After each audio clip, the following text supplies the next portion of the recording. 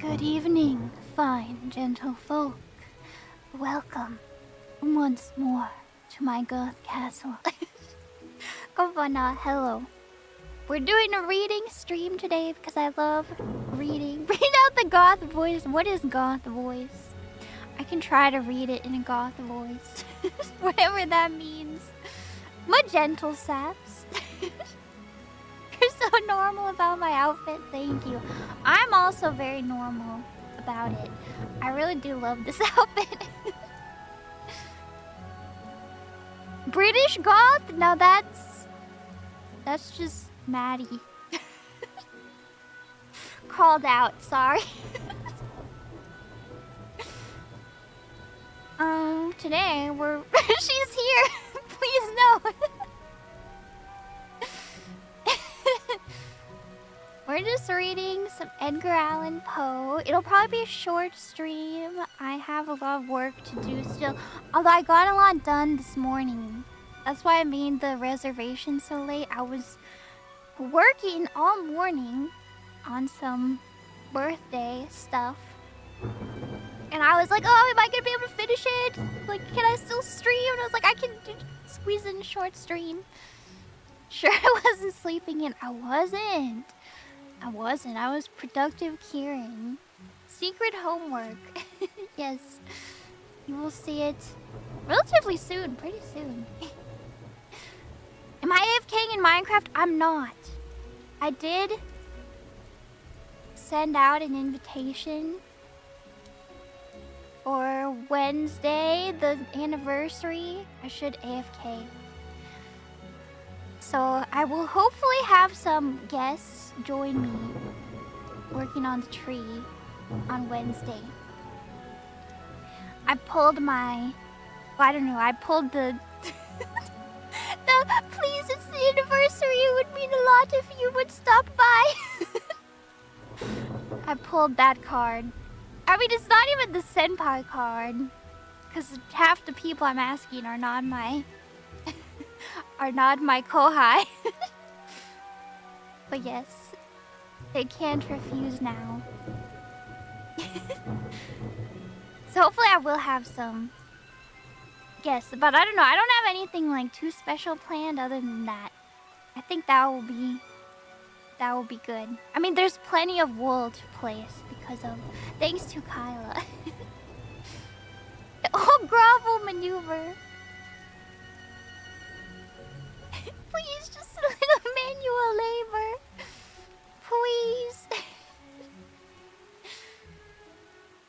Yes, Kyla love. Thank you, Kyla. She is the MVP. I don't know. She's so sweet. I didn't even have to ask her. She just saw my stream or clip and was like, I'll help you. She's the best. She's so sweet. Thank you, Ella. Yes, that's the plan. But for today, I would like to read to you. I want to read The Fall of the House of Usher by Edgar Allan Poe. I have not read this story. It's a short story. I'm reading it on Project Gutenberg because it's in the public domain. I know if nobody got me, Project Gutenberg got me. This one is spicy. You love this one? I've heard good things about this one, but I've never read it myself, so we'll read it. The Usher? The Usher lore?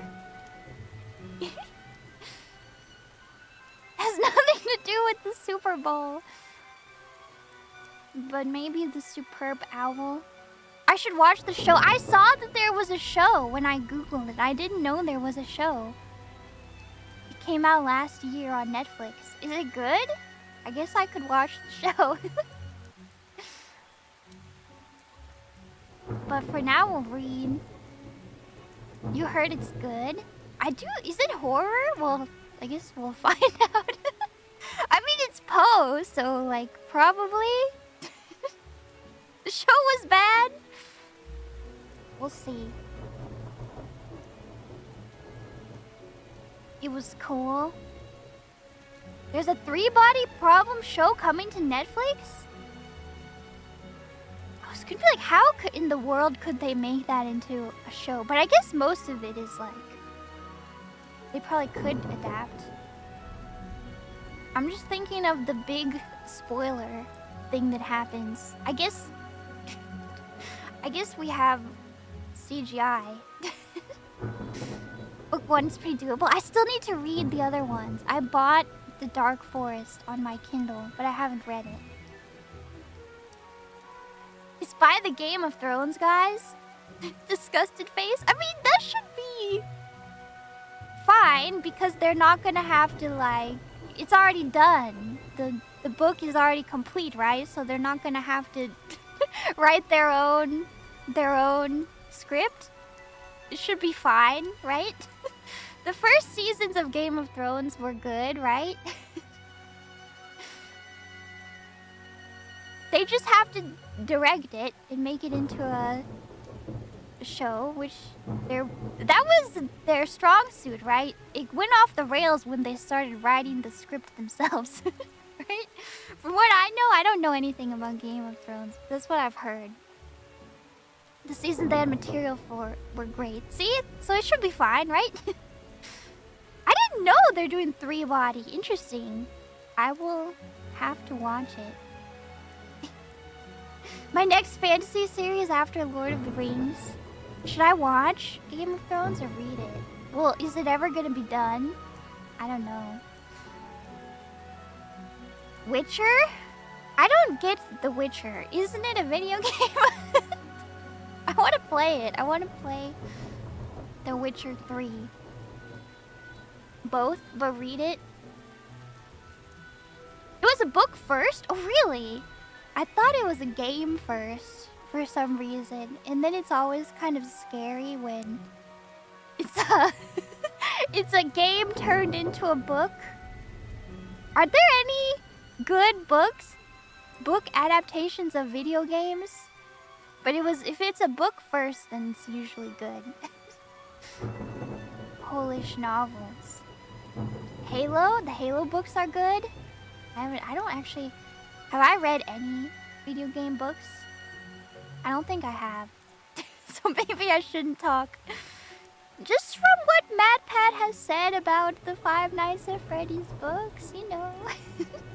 Some of the WoW books are really good. Warcraft books? There are Resident Evil books? I had no idea. Minecraft guide book? I had no idea. FNAF has books? Oh boy. Does it have books? Apparently. Assassin's Creed has books? Well, there are a lot of video game books, apparently. Hololive novels win. I'll write them. Time to write edgy fan fiction about myself. Self-insert.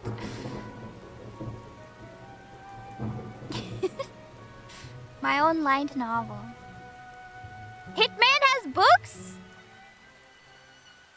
I don't know how I feel about that. We watched the Hitman movies and they were something. Certainly something. Yes? Hitman books? Is this necessary? I don't know. They were something. They sure were. But watching bad movies is kind of more fun than watching good movies. Oh yeah, Twilight soon. Eclipse soon. How exciting.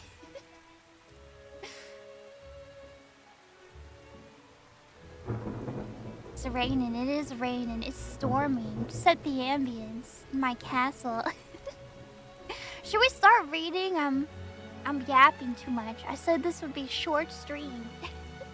Whose channel? Actually, I have no idea, but it's not mine. It's like I can tell you that much.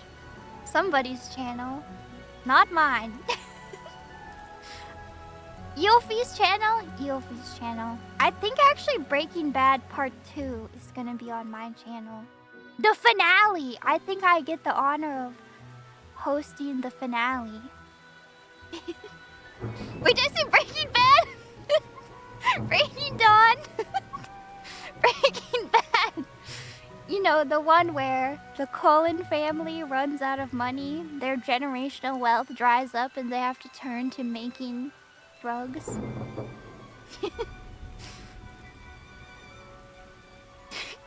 Word wrong. Word wrong. Bella, we need to cook. That would certainly be something, wouldn't it? Spoilers.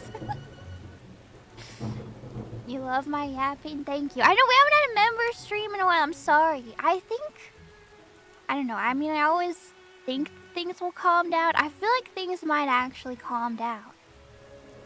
This is hopium.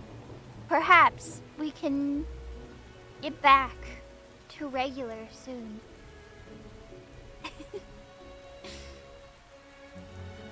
Hope I can rest. Thank you, thank you.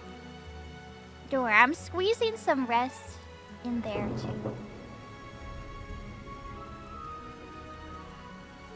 Okay, but let's read. When the ASMR back to? Yes, I haven't tested my microphone yet, but hopefully it's good. Hopefully it's good. Not sure, Babas, you counts as rest. That's hard work. I don't know. I've been enjoying the puzzle games. It's a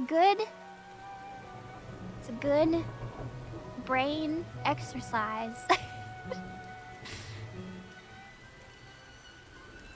Is the K100 okay? It should be. I mean, I haven't used it in a while, but it should be. Baba really cooks the brain. Unrest, it's a Steam Deck workout. Rusty Lakes, yeah.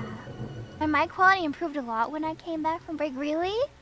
Excited for the ASMR mic? We'll see. I do feel like I need to... I don't know. I feel like I need to finagle it. I noticed I was recording something this morning with this microphone, and I noticed that there's like a buzzing, like electrical buzzing sound. It's pretty quiet, but I'm a perfectionist, so I'm like, can I get rid of that? Or is that just like gonna be there? Interfere? Yeah, I don't know what. Is it the cables? It's probably the cables. Your mic's like that too? Yeah, it might be the cables. They're just laying everywhere, touching each other. Yeah. So I might try to fix that. Alright, let's read. Enough yapping. I need to dial it in. I need to get serious. Okay, get serious. It is time to set the mood for a relaxing reading stream. Welcome, gentle saps. Let me tell you a story called The Fall of the House of Usher by Edgar Allan Poe. Son cœur est nu suspendu, si tout qu'on le touche il résonne. De Béranger. Don't worry, it's not in French. During the whole of a dull, dark, and soundless day in the autumn of the year, when the clouds hung oppressively low in the heavens, I had been passing alone on horseback through a singularly dreary tract of country, and at length found myself, as the shades of the evening drew on, within view of the melancholy house of Usher. I know not how it was, but, with the first glimpse of the building, a sense of insufferable gloom pervaded my spirit. I say insufferable, for the feeling was unrelieved by any of that half-pleasurable, because poetic sentiment with which the mind usually receives even the sternest natural images of the desolate or terrible. I looked upon the scene before me, upon the mere house and the simple landscape features of the domain, upon the bleak walls, upon the vacant eye-like windows, upon a few rank sedges, and upon a few white trunks of decayed trees, with an utter depression of soul which I can compare to no earthly sensation more properly than to the after-dream of the reveler upon opium, the bitter lapse into everyday life, the hideous dropping off of the veil. There was an iceness, a sinking, a sickening of the heart, an unredeemed dreariness of thought which no goading of the imagination could torture to aught of the sublime. What was it, I paused to think, what was it that so unnerved me in the contemplation of the house of Usher? It was a mystery all insoluble, nor could I grapple with the shadowy fancies that crowded upon me as I pondered.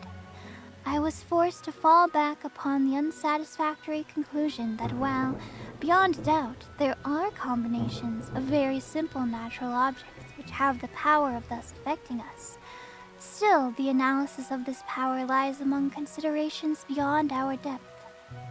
It was possible, I reflected, that a mere different arrangement of the particulars of the scene, of the details of the picture, would be sufficient to modify, or perhaps to annihilate, its capacity for sorrowful impression, and, acting upon this idea, I reined my horse to the precipitous brink of a black and lurid tarn that lay in unruffled luster by the dwelling, and gazed down, but with a shudder even more thrilling than before, upon the remodeled and inverted images of the gray sedge, and the ghastly tree stems, and the vacant and eye-like windows.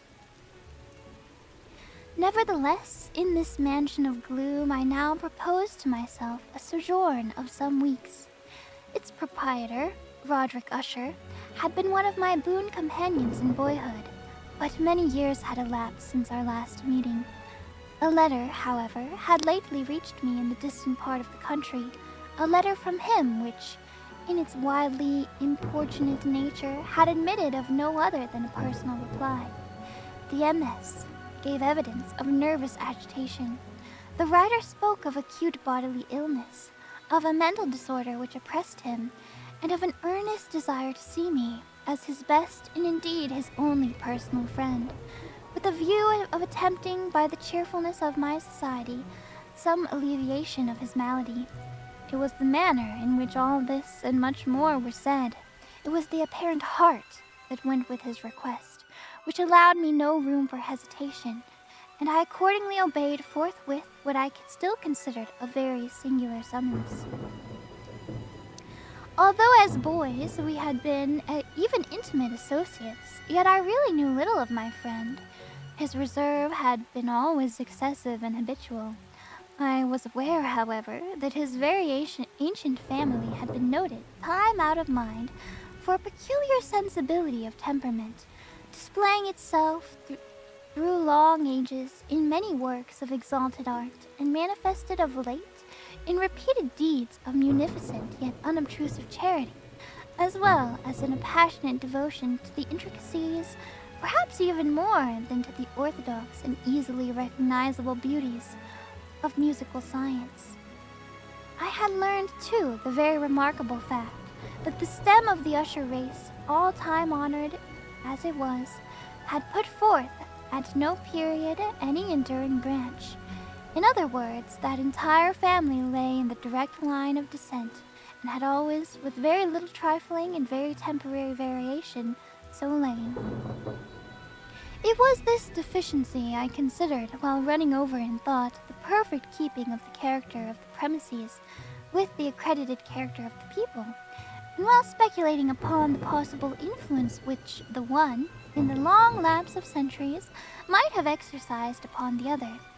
It was this deficiency, perhaps, of collateral issue, and the consequent undeviating transmission from sire to son of the patrimony with the name which had at length so identified the two as to merge the original title of the estate in the quaint and equivocal appellation of the House of Usher, an appellation which seemed to include, in the minds of the peasantry who used it, both the family and the family mansion.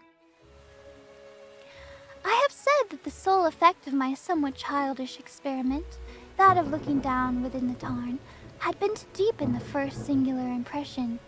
There can be no doubt that the consciousness of the rapid increase of my superstition, for why should I not so term it, served mainly to accelerate the increase itself. Such, I have known, is the paradoxical law of all sentiments having terror as a basis. And it might have been for this reason only that, when I again uplifted my eyes to the house itself, from its image in the pool there grew in my mind a strange fancy. A fancy so ridiculous, indeed, that I but mention it to show the vivid force of the sensations which oppressed me. I had so worked upon my imagination as really to believe that about the whole mansion and domain there hung an atmosphere peculiar to themselves in their immediate vicinity, an atmosphere which had no affinity with the air of heaven, but which had reeked up from the decayed trees and the gray wall and the silent tarn, a pestilent and mystic vapor, dull, sluggish, faintly discernible, and leaden-hued. Shaking off from my spirit what must have been a dream, I scanned more narrowly the real aspect of the building. Its principal features seemed to be that of an excessive antiquity. The discoloration of ages had been great. Minute fungi overspread the whole exterior, hanging in a fine tangled webwork from the eaves. Yet all this was apart from any extraordinary dilapidation. No portion of the masonry had fallen, and there appeared to be a wild inconsistency between its still perfect adaptation of parts and the crumbling condition of the individual stones. In this there was much that reminded me of the specious totality of old woodwork which had rotted for long years in some neglected vault, with no disturbance from the breath of the external air. Beyond this indication of extensive decay, however, the fabric gave little token of instability. Perhaps the eye of a scrutinizing observer might have discovered a barely perceptible fissure which, extending from the roof of the building in front, made its way down the wall in a zigzag direction until it became lost in the sullen waters of the tarn. Noticing these things, I rode over a short causeway to the house. A servant in waiting took my horse, and I entered the Gothic archway of the hall. A valet of stealthy step thence conducted me in silence through many dark and intricate passages in my progress to the studio of his master. Much that I encountered on the way contributed, I know not how, to heighten the vague sentiments of which I had already spoken. While the objects around me, while the carvings of the ceilings, the somber tapestries of the walls, the ebony blackness of the floors, and the phantasmagoric armorial trophies which rattled as I strode, were but of matters to which, or such as which, I had been accustomed from my infancy, while I hesitated not to acknowledge how familiar was all this, I still wondered to find how unfamiliar were the fancies which ordinary images were stirring up. On one of the staircases, I met the physician of the family.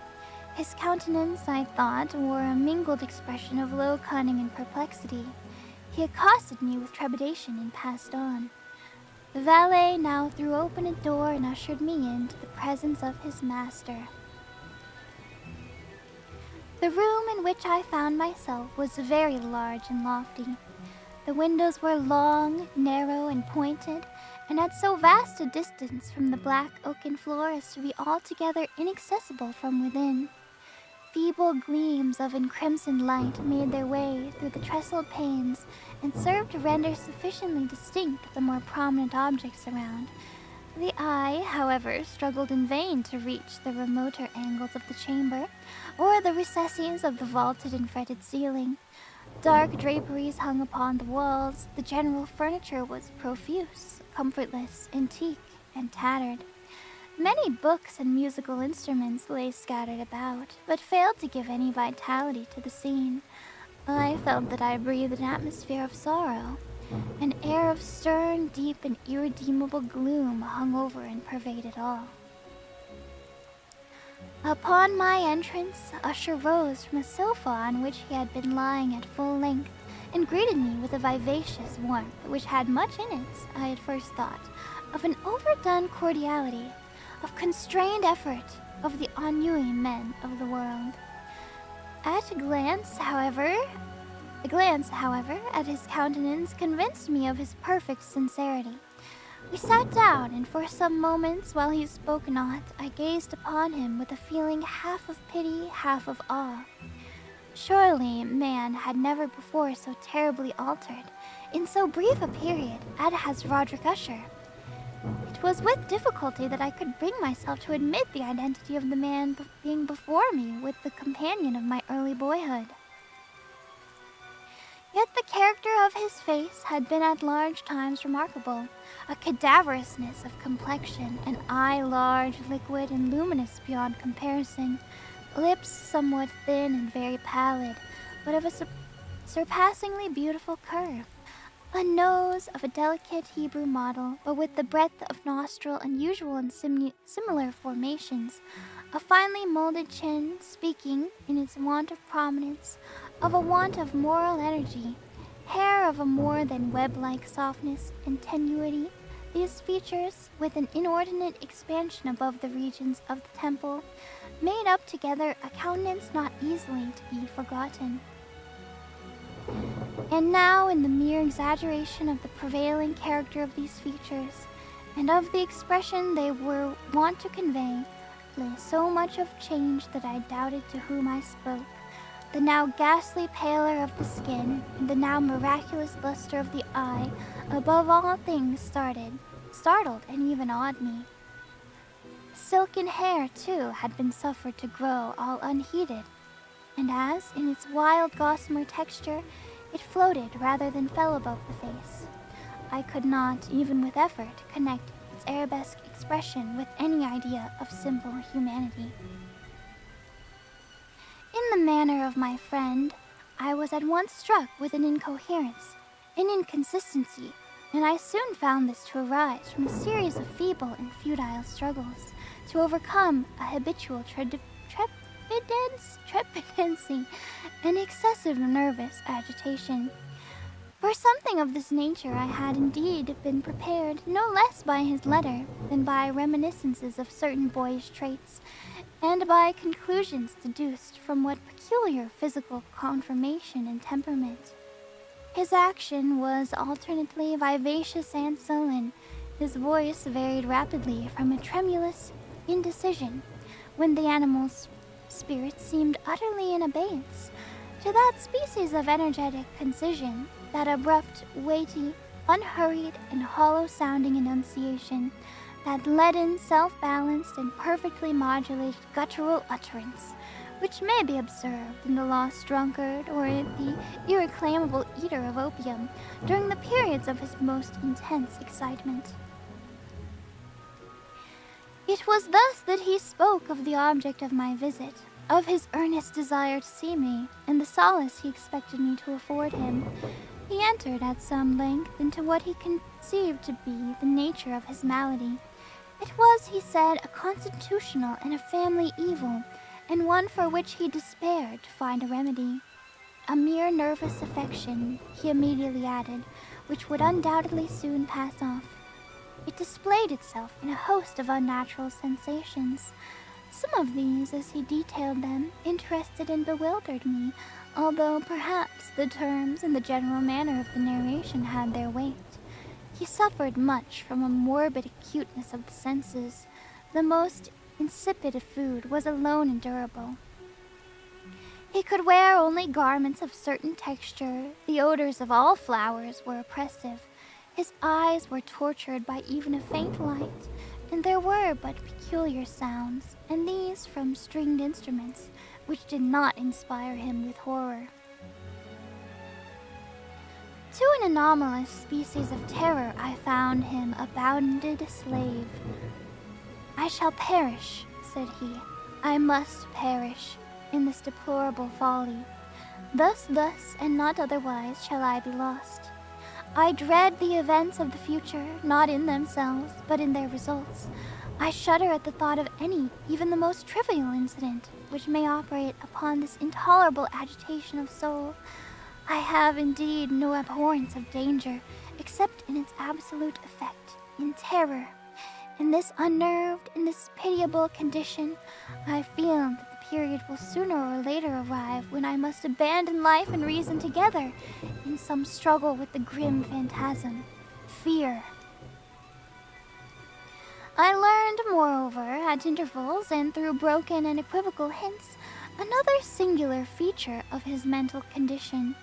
He was enchained by certain superstitious impressions in regards to the dwelling which he tenanted, and which, for many years, he had never ventured forth, in regard to an influence whose supposititious force, I can read, was conveyed in terms too shadowy here to be restated. An influence which some peculiarities in the mere form and substance of his family mansion had, by dint of long sufferance, he said, obtained over his spirit, an effect which the physique of the grey walls and turrets and of the dim tarn which they looked down had at length brought upon the morale of his existence. Poe was really testing the the reading.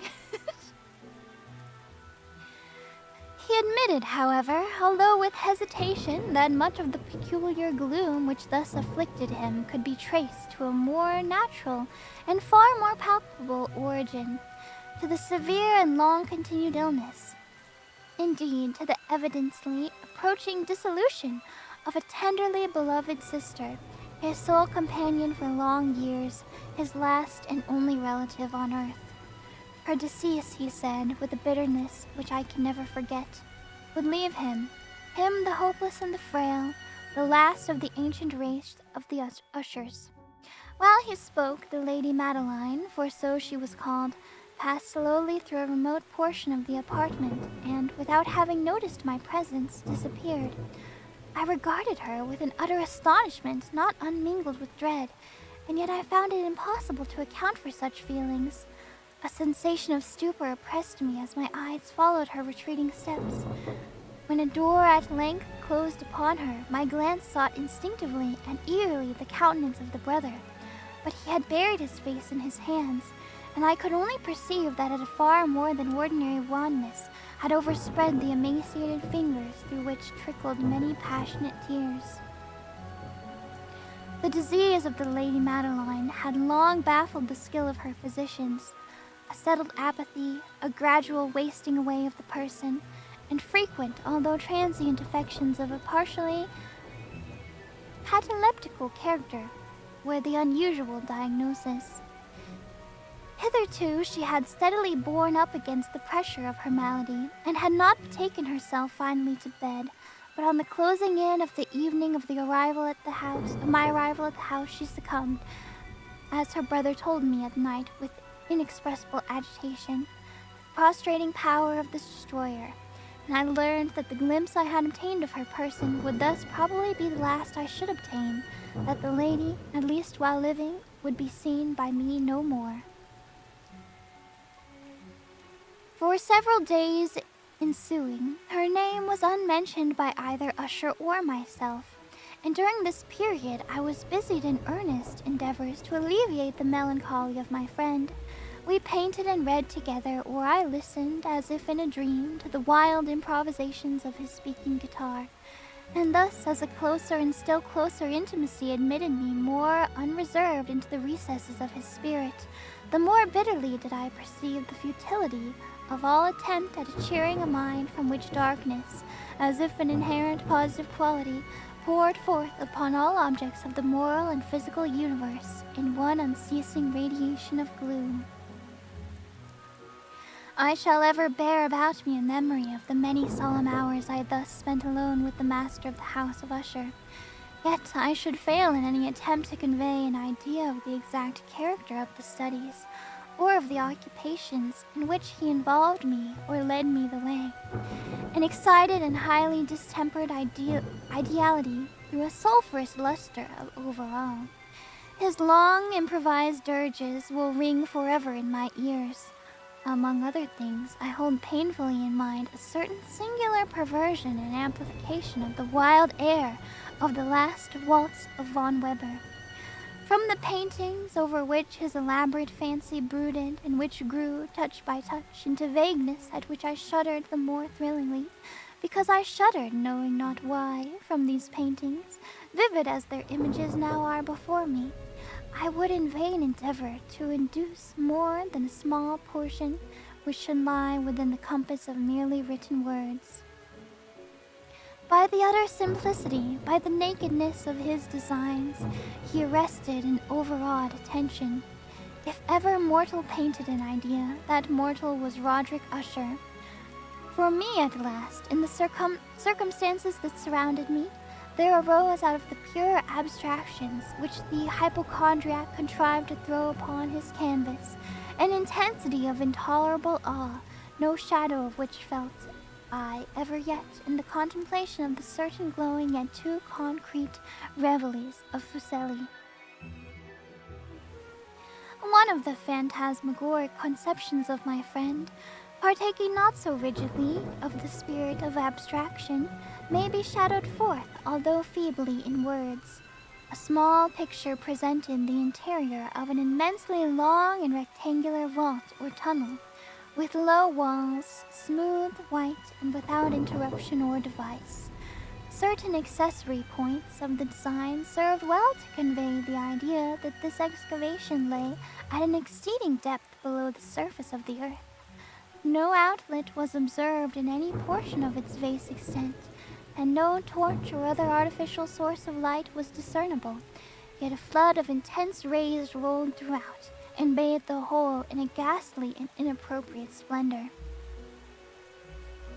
I have just spoken of that morbid condition of the auditory nerve which rendered all music intolerable to the sufferer, with the exception of certain effects of stringed instruments.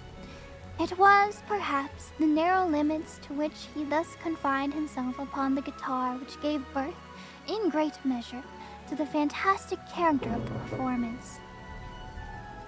But the fervid facility of his impromptus could not be so accounted for.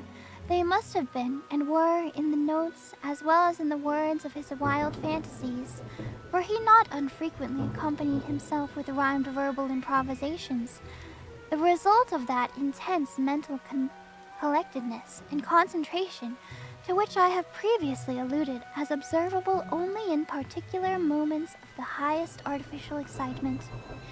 The words of one of these rhapsodies I have easily remembered. I was, perhaps, the more forcibly impressed with it as he gave it, because in the utter mystic current of its meaning, I fancied that I perceived, and for the first time, a full consciousness on the part of Usher of the tottering of his lofty reason upon her throne. The verses, which were entitled The Haunted Palace, ran very nearly, if not accurately, thus.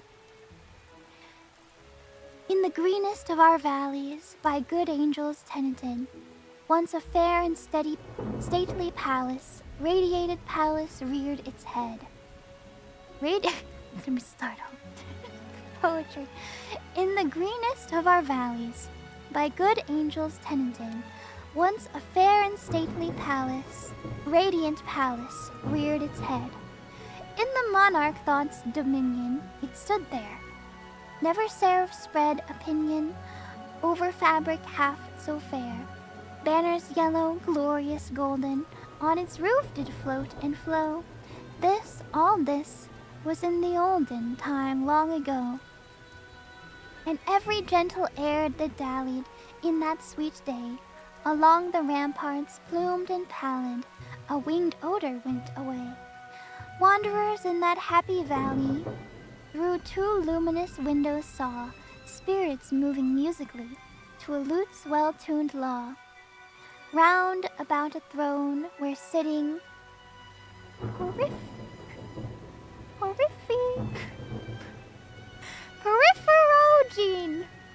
Peripherogene. In state his glory well befitting, the ruler of the realm was seen, and all with pearl and ruby glowing was the fair palace door, through which came flowing, flowing, flowing, and sparkling evermore, a troop of echoes whose sweet duty was but to sing, in a voice of surpassing beauty, the wit and wisdom of their king. But evil things in robes of sorrow assailed the monarch's high estate. Ah, let us mourn, for never morrow shall dawn upon him desolate. And round about his home the glory that blushed and bloomed is but a dim remembered story of the old time entombed.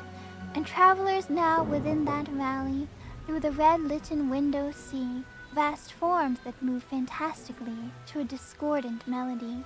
While, like a rapid, ghastly river, through the pale door, a hideous throng will shout forever and laugh, but smile no more.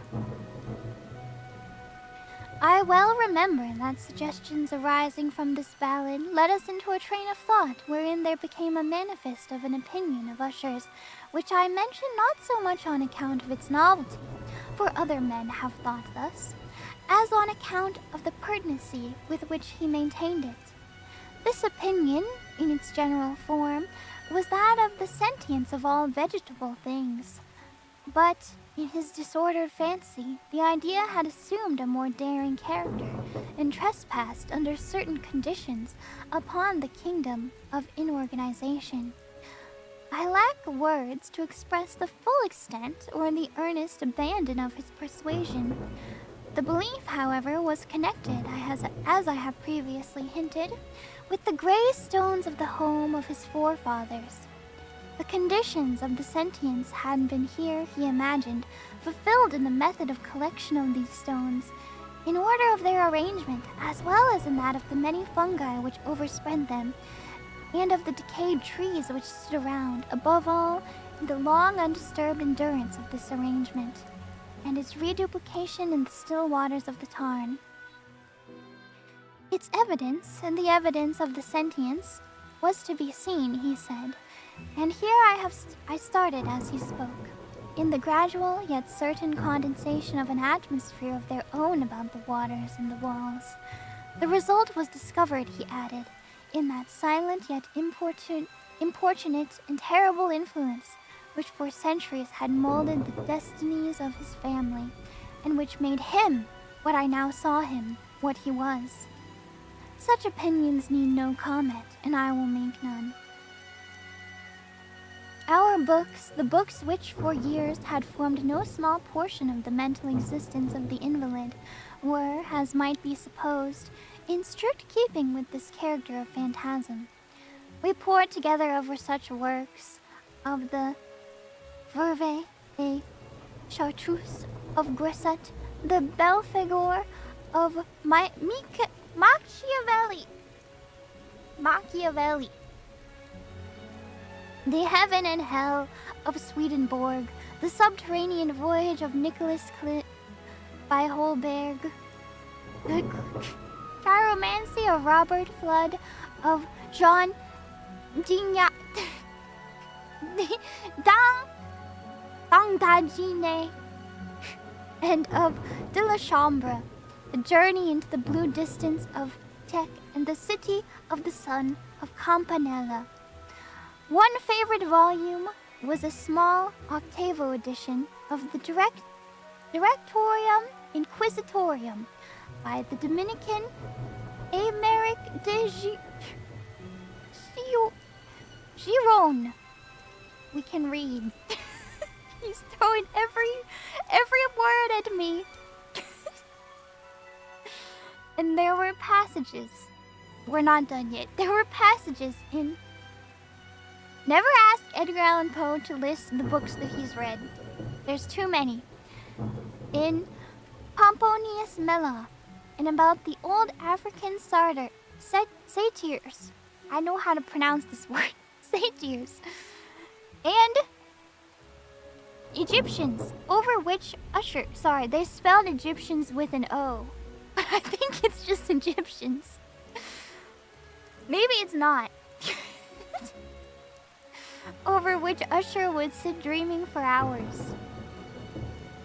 His chief delight, however, was found in the perusal of an exceedingly rare and curious book in Quattro Gothic, the manual of a forgotten church.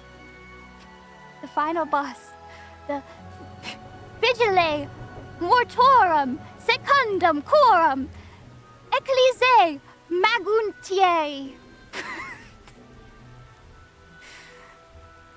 We love casting spells. Okay, dial it in. We made it. Through the paragraph.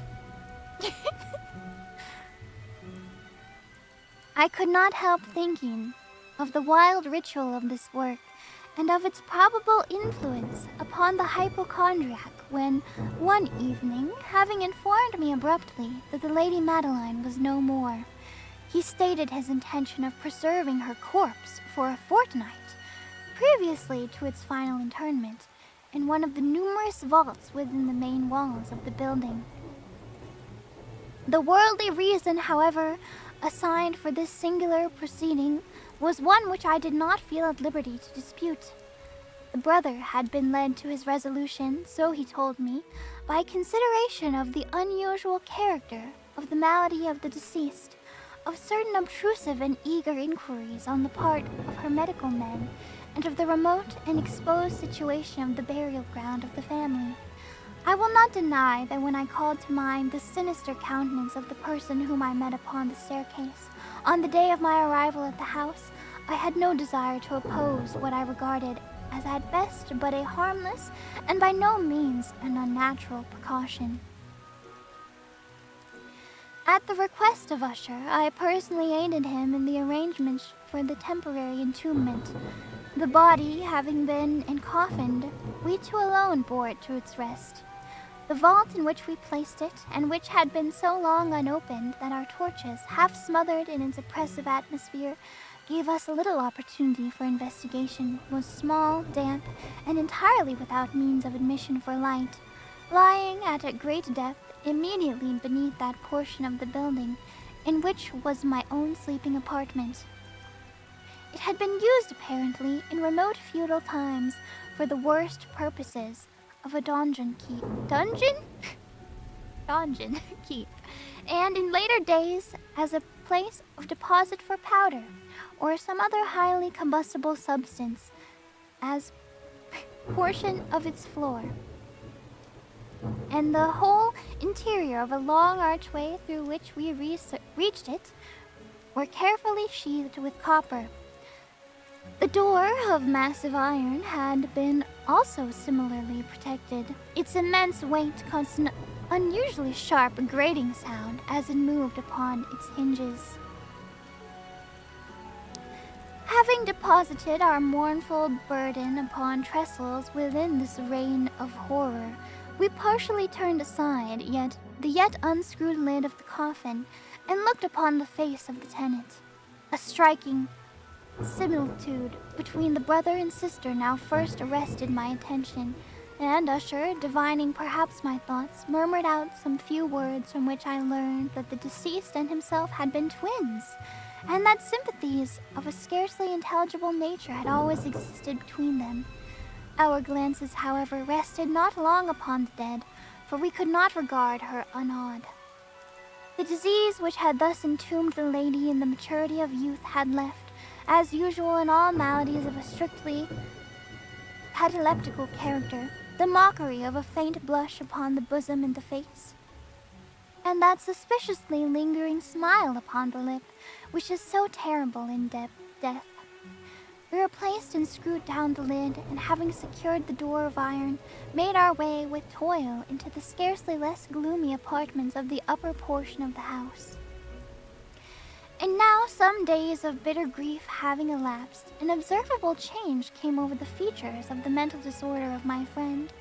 His ordinary manner had vanished. His ordinary occupations were neglected or forgotten.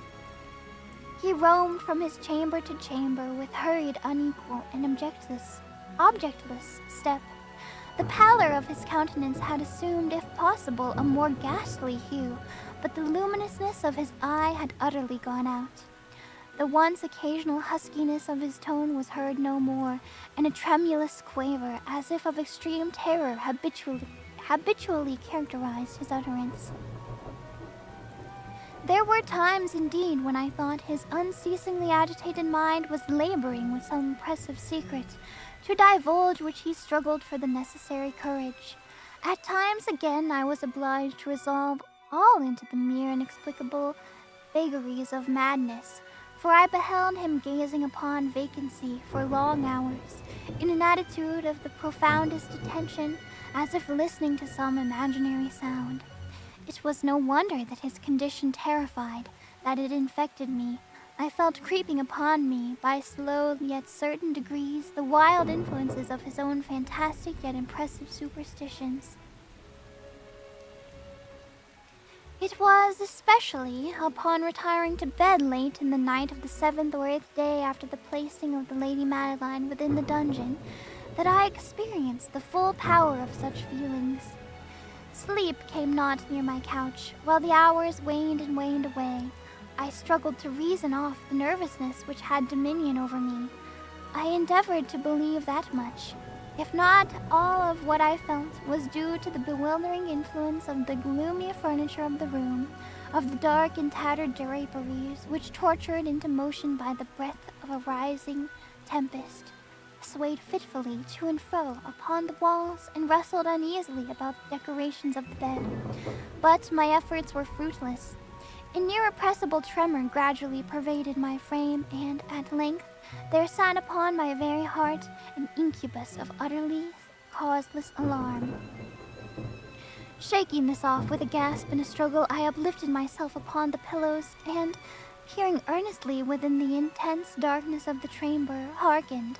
I know not why, except that an instinctive spirit prompted me to certain low and indefinite sounds which came through the pauses of the storm at long intervals, I knew not whence.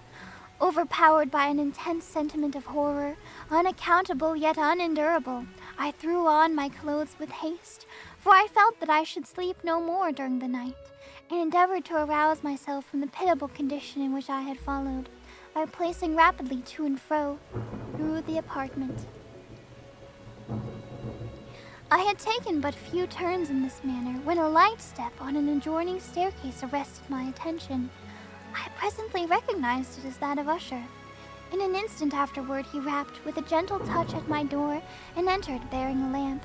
His countenance was, as usual, cadaverously wan, but more, there was a species of mad hilarity in his eyes, an evidently restrained hysteria in his whole demeanor.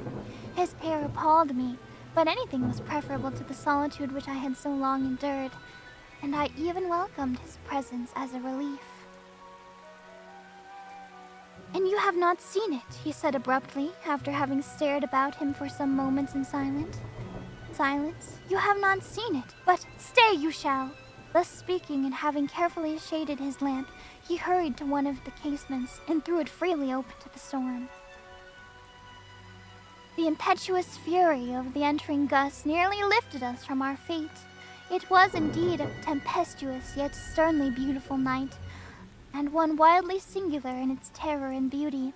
A whirlwind had apparently collected its force in our vicinity, for there were frequent and violent alterations in the direction of the wind, and the exceeding density of the clouds, which hung so low as to press upon turrets of the house, did not prevent our perceiving the lifelike velocity with which they flew, careening from all points against each other, without passing away into the distance. I say that even their exceeding density did not prevent our perceiving this, yet we had no glimpse of the moon or stars, nor was there any flashing forth of the lightning, but under the surface of the huge masses of agitated vapor, as well as all terrestrial objects immediately around us, were glowing in the unnatural light of a faintly luminous and distinctly visible gaseous exhalation which hung about and enshrouded the mansion. "You must not, you shall not behold this," said I, shuddering to Usher, as I led him with a gentle violence from the window to a seat. "These appearances which bewilder you are merely electrical phenomena, not uncommon, or it may be that they have their ghastly origin in the rank miasma of the tarn. Let us close this casement. The air is chilling and dangerous to your frame. Here is one of your favorite romances. I will read and you shall listen, and so we will pass away this terrible night together." The antique volume which I had taken up was The Mad Triste of Sir Launcelot Canning, but I had called it a favorite of Usher's more in sad jest than in earnest, for, in truth, there is little in its uncouth and unimaginative prolixity which could have had interest for the lofty and spiritual ideality of my friend. It was, however, the only book immediately at hand, and I indulged a vague hope that the excitement which now agitated the hypochondriac might find relief, for the history of mental disorders, full of similar anomalies, even in the extremeness of the folly which I should read.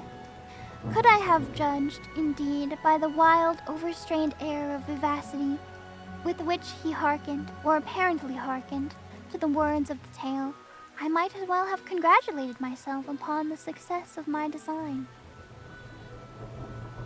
I had arrived at that well-known portion of the story where Ethelred, the hero of the tryst, having sought in vain for peaceable admission into the dwelling of the hermit, proceeds to make good an entrance by force. Here, it will be remembered, the words of the narrative run thus. And Ethelred, who was by nature of a doughty heart,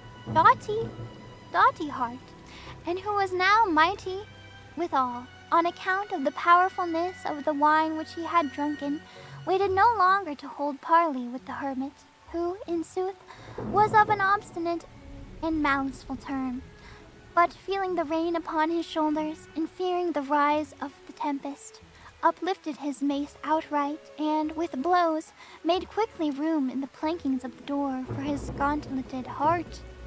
And now, pulling therewith sturdily, he so cracked and ripped and tore all asunder, and the noise of the dry and hollow-sounding wood alarmed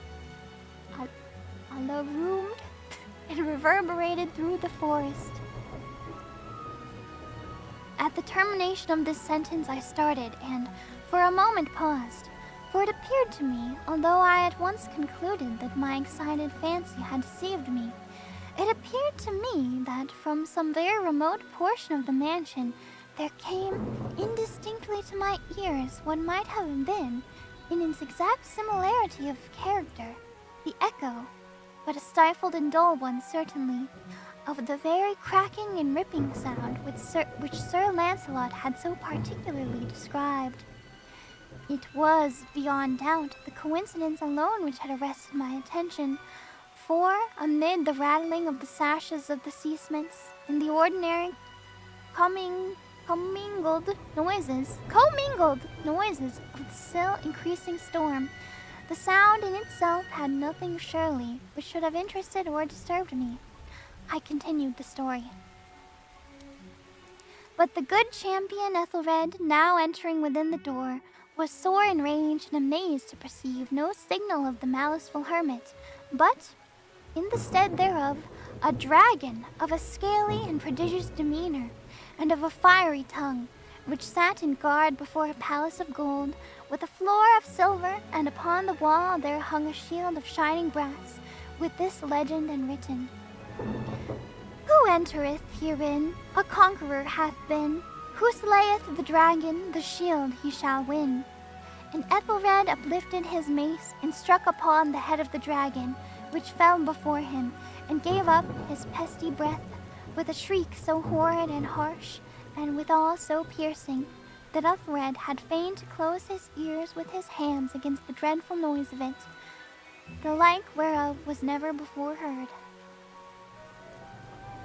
Here again I paused abruptly, and now with a feeling of wild amazement, for there could be no doubt whatever that, in this instance, I did actually hear, though from what direction it proceeded I found it impossible to say, a low and apparently distant, but harsh, protracted, and most unusual screaming or grating sound, the exact counterpart of what my fancy had already conjured up for the dragon's unnatural shriek as described by the romancer. Oppressed as I certainly was upon the occurrence of this second and most extraordinary coincidence, by 1,000 conflicting sensations, in which wonder and extreme terror were predominant, I still retained sufficient presence of mind to avoid exciting, by any observation, the sensitive nervousness of my companion. I was by no means certain that he had noticed the sounds in question, although assuredly a strange alteration had, during the last few minutes, taken place in his demeanor.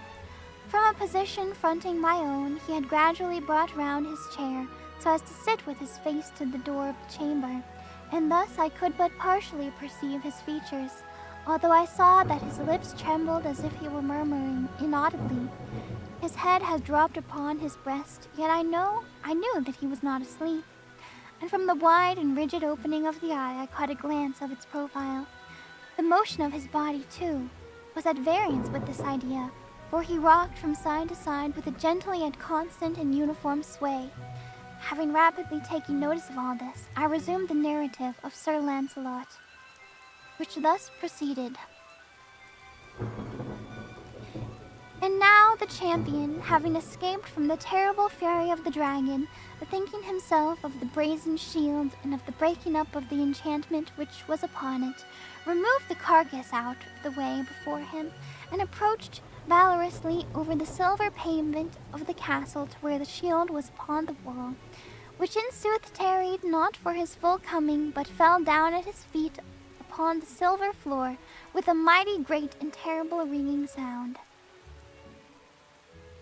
No sooner had these syllables passed my lips than, as if a shield of brass had indeed at the moment fallen heavily upon the floor of silver, I became aware of a distinct hollow metallic and clangorous, yet apparently muffled reverberation.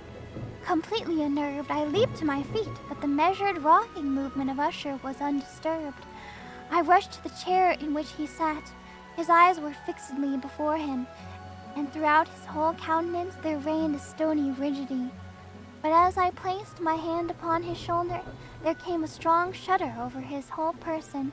A sickly smile quivered about his lips, and I saw that he spoke in a low, hurried, and gibbering murmur, as if unconscious of my presence. Bending closely over him, I at length drank in the hideous import of his words. Not hear it?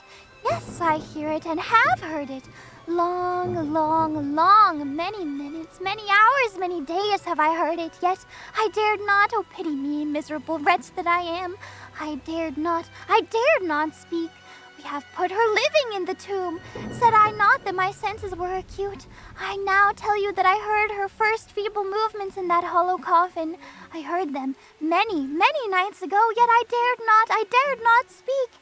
And now tonight, at the the breaking of the hermit's door, and the death cry of the dragon, and the clangor of the shield, say, rather, the rending of her coffin, and the grating of the iron hinges of her prison, and her struggles with the coppered archway of the vault. Oh, whither shall I fly? Will she not be here anon? Is she not hurrying to upbraid me for my haste? Have I not heard her footstep on the stair? Do I not distinguish that heavy and horrible beating of her heart? Madman! Here he sprang furiously to his feet, and shrieked out his syllables, as if, in the effort, he were giving up his soul. Madman, I tell you that she now stands without the door. As if in the superhuman energy of his utterance there had been found the potency of a spell, the huge antique panels to which the speaker pointed drew slowly back, upon the instant, their ponderous and ebony jaws. It was the work of the rushing gust, but then without those doors there did stand the lofty and enshrouded figure of the Lady Madeline of Usher. There was blood upon her white robes, and the evidence of some bitter struggle upon every portion of her emaciated frame. For a moment she remained trembling and reeling to and fro upon the threshold, then with a low moaning cry fell heavily inward upon the person of her brother, and in her violent and now final death agonies bore him to the floor a corpse, and a victim to the terrors he had anticipated. From that chamber and from that mansion I fled aghast. The storm was still abroad in all its wrath as I found myself crossing the old causeway. Suddenly there shot along the path a wild light, and I turned to see whence a gleam so unusual could have issued, for the vast house and its shadows were alone beneath me. The radiance was that of the full setting and blood-red moon, which now shone vividly through that once barely discernible fissure of which I had before spoken as extending from the roof of the building in a zigzag direction to the base. While I gazed, this fissure rapidly widened. There came a fierce breath of whirlwind. The entire orb of the satellite burst at once upon my sight. My brain reeled as I saw the mighty walls rushing asunder.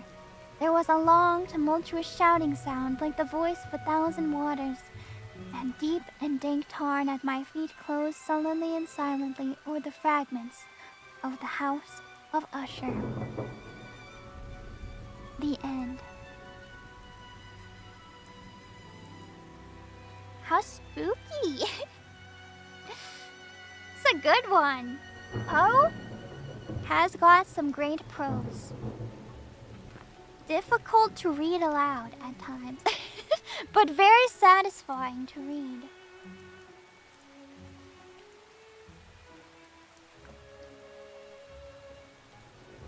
Prose. I know. I want to try to write in Poe's style, but I feel like it's so difficult. I mean, even like the vocabulary is just like not what I would think of usually. Without the hard words, please. I know. Is it, I don't know, do you ever think of like old literature is hard to read? But why is it hard to read? Is it because we're getting dumber? I don't think so. I feel like it's because the words that we use are always evolving.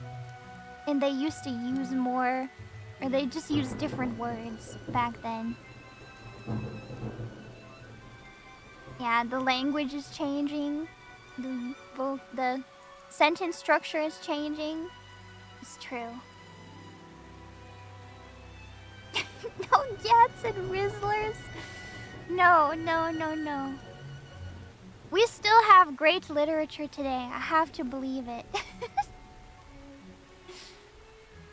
It's not just slang.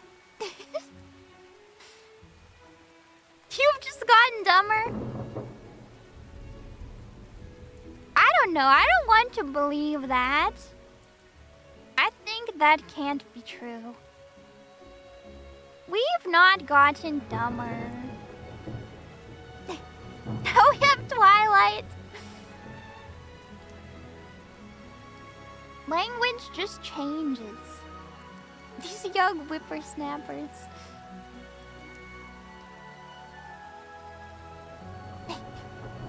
You've gotten dumber? No. I don't believe it. I bet you're the smartest you've ever been. At least the wisest you've ever been. Thank you for reading, for listening to me read. I do love Poe. I'm glad I got to read another one. I love reading streams. It's fun, and we get to experience new stories together. For the audiobook, I know, it's like free audiobook. Okay, let me read the super chats. We'll do short stream today, but thank you for joining me. I will read the super chats now. And I will stream tomorrow. I don't know if I'm gonna stream Minecraft because I'm streaming on Wednesday. Doing Minecraft on Wednesday. Maybe I should though. I could try to build like a framework so that it's easier for people to place wool, presuming we'll have some buddies on Wednesday. Yeah, in preparation maybe. It's a good idea, yeah. Maybe I will do that.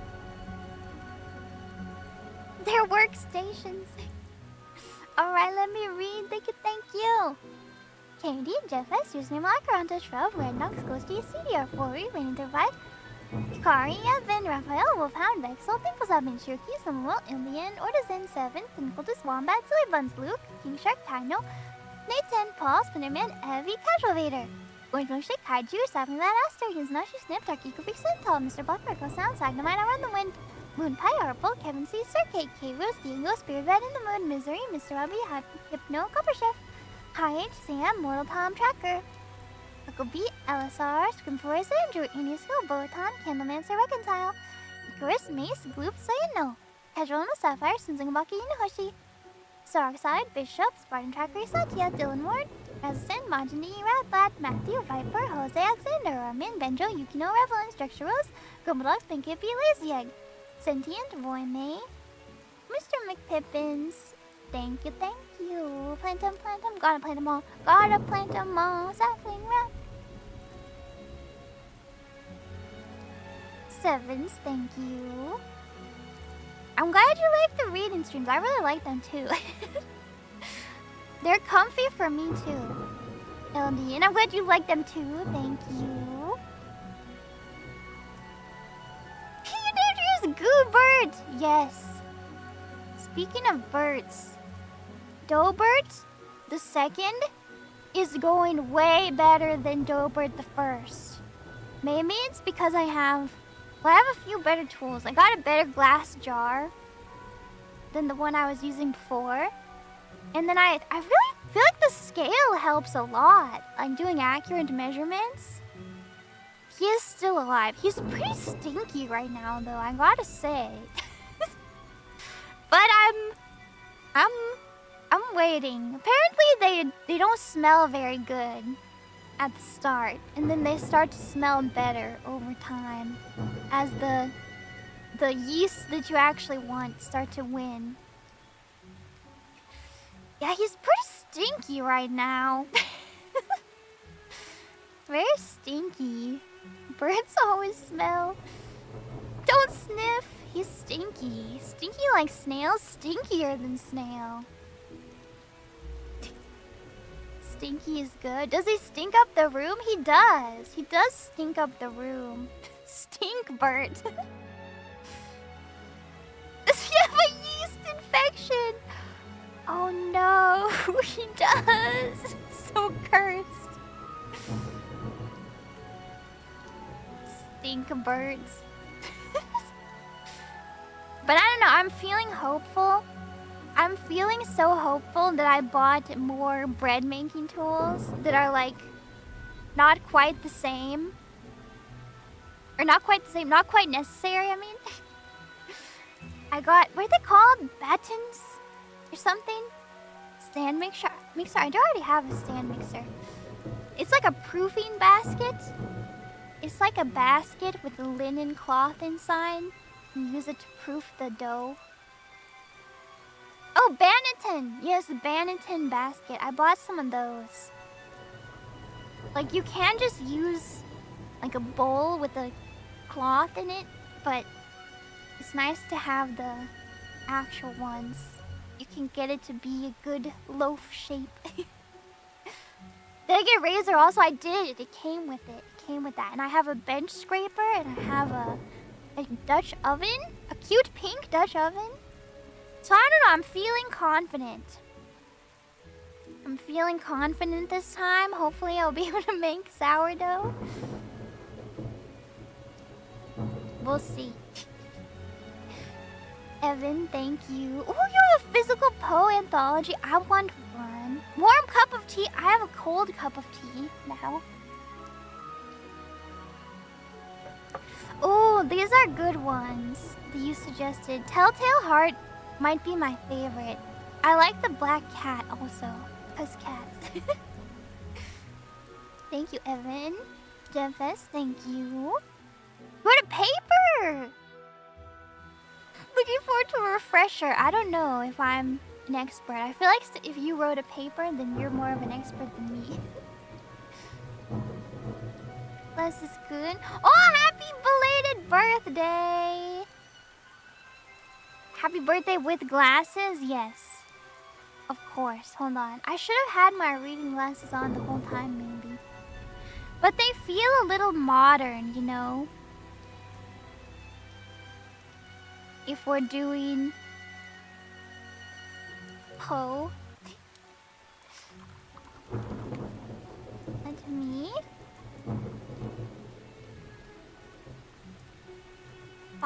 a happy birthday. Happy belated birthday, Glasses-kun. Thank you, thank you. I need the monocle. Happy birthday to you. Happy birthday to you. Happy birthday, dear sapling. Happy birthday to you. Happy birthday.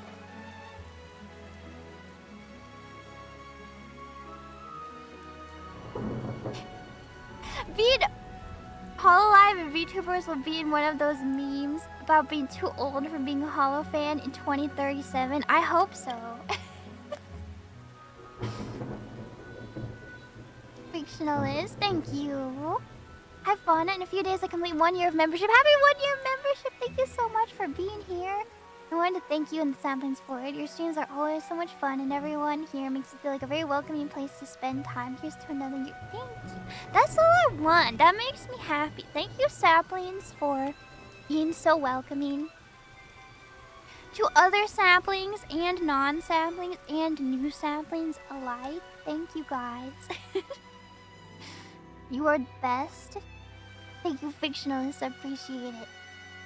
Bishop, thank you. I don't remember that episode of South Park, but I do remember the Goth kids. I want to watch that. The Goth kids tried summoning Poe's ghost. I would do that. Mikote, thank you.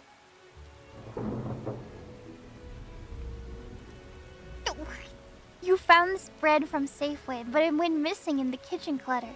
I found it, and it's over a month past expiration, yet it has no mold. Still pristine. I fear it's become a lich. Maybe if you eat it, you'll become a lich. A lich is undead, so you might reach step 1 of becoming a lich, which is dying if you eat it. Please don't eat it. Find the phylactery. Wait, there's some kind of pun here. Phylactery, but put dough in it. Doughlactory. Phylacto. Phylacto. Rylactory! That's good. Rylactory. I love liches. Liches gotta be one of my favorites. What are they even? Fancy creature? Eldian, thank you. Congrats to your grandma. Cameron, thank you. Goth or else. Furuchu, thank you. Bought a novel as a 1 million milestone. I do want to write a book. That's definitely on my bucket list. Before I die, I would like to write and publish a book. But I think it will be completely unrelated. Boy May, thank you. My last self-insert hololive fanfiction was fantastic, thank you. CJ, thank you. Nathan, thank you. But your short stories are amazing. They have short stories? I do love me short stories. Zoinks, thank you. Watching sunset on the beach? I'm jealous. I wish I was watching sunset on a beach right now. Every day. Great move, thank you. Why do nobles in classic literature have to be dying of exotic plagues before they'll admit they want a visit from the homies? So true. This was a theme in the other book we read too, from The King in Yellow, the other story. I forget which one, what it was called. But that was also a theme, right?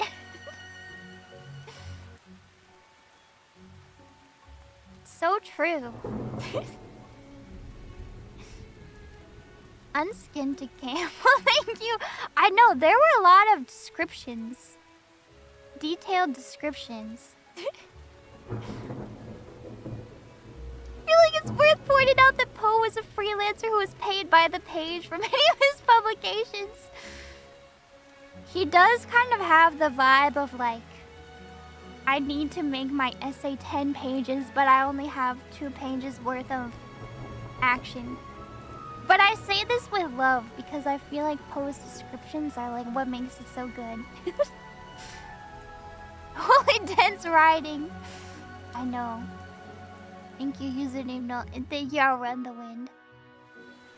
Get the thesaurus in business. Pull out the thesaurus.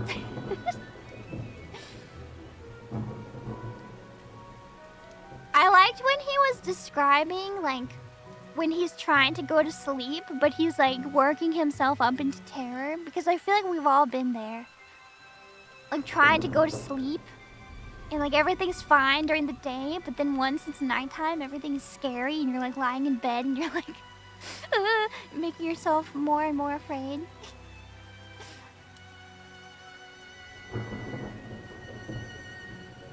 Yeah, every noise is amplified. Alright, thank you for hanging out for a short member stream. I appreciate you being here. I'll try and do another one soon. I do want to watch Dark Gathering. It's fitting with this outfit, right? But I feel like I should announce it in advance so people can plan. I'll try. I'll try. But thank you for hanging out. I will see you tomorrow. Thank you, thank you. This was a fun. Bye-bye. And fun. Well, bye-bye.